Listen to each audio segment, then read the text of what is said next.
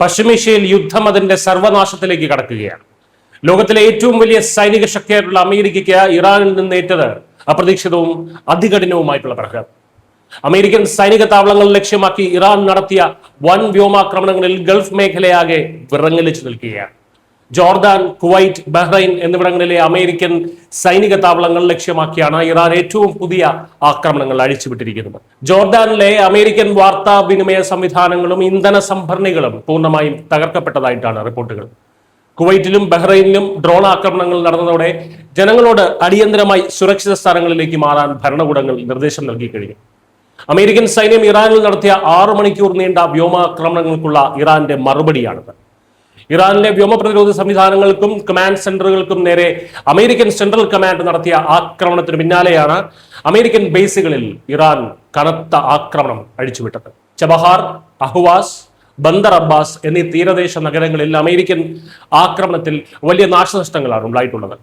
ചർച്ചകളിലേക്ക് മടങ്ങി വന്നില്ലെങ്കിൽ ഇറാന്റെ ഊർജ്ജ അടിസ്ഥാന സൗകര്യങ്ങൾ ഒന്നടങ്കം തകർക്കുമെന്നാണ് അമേരിക്കൻ പ്രസിഡന്റ് ഡൊണാൾഡ് ട്രംപിന്റെ മുന്നറിയിപ്പ്. എന്നാൽ ഈ ഭീഷണികൾക്ക് മുന്നിൽ മുട്ടുമടക്കാൻ ഇറാൻ ഒട്ടും തയ്യാറല്ല.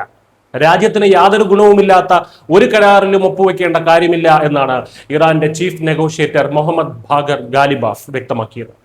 തങ്ങളുടെ ദേശീയ സുരക്ഷയ്ക്ക് ഹോർമൂസ് കടലിടുക്കിലെ ഇറാന്റെ നിയന്ത്രണം അനിവാര്യമാണെന്നും അദ്ദേഹം തുറന്നടിച്ചു. ഈ സംഘർഷത്തിന്റെ പ്രത്യാഘാതം പശ്ചിമേഷ്യയിൽ മാത്രം ഒതുങ്ങുന്നില്ല എന്നതാണ് ലോകരാജ്യങ്ങളെ ഭയപ്പെടുത്തുന്നത്.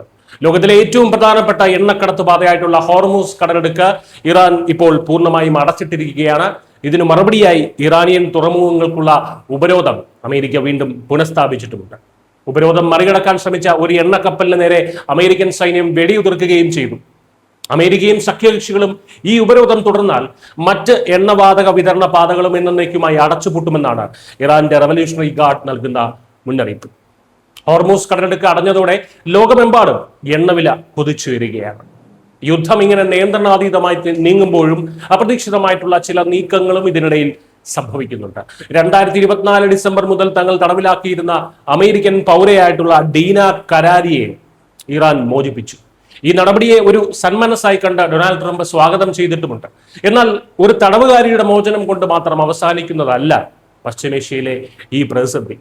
പ്രതികാരദാഹിയായിട്ടുള്ള ഇറാനും വിട്ടുവീഴ്ചയ്ക്ക് തയ്യാറല്ലാത്ത അമേരിക്കയും തമ്മിലുള്ള ഈ പോരാട്ടം ലോകത്തിലെ ഒരു വലിയ സാമ്പത്തിക മാന്ദ്യത്തിലേക്കും വലിയൊരു യുദ്ധത്തിലേക്കുമാണ് തള്ളിവിടുന്നത്. News desk Malayalam.